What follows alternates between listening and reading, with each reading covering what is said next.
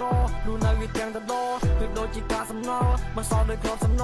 រសាតែដូចជាខ្យល់ដើរដូរក៏ទៅតែឈររងថ្ងៃនេះមានគំនិតគិតណាក្រល្អកើតមកជាមនុស្សខ្ញុំមានប្រឆាំងនឹងព្រេងវាសនាខ្លួនតូចឯដូចសមុទ្រតែចិត្តខ្ញុំធំឯដូចជាខ្លាចាប់តាមជាងពីលេខតតែខ្ញុំនេះមានមហិច្ឆតារស់នៅពេលដូចជាខ្មោចតែខ្ញុំគោរពដល់ទេវតាទ្រង់នៅទីណា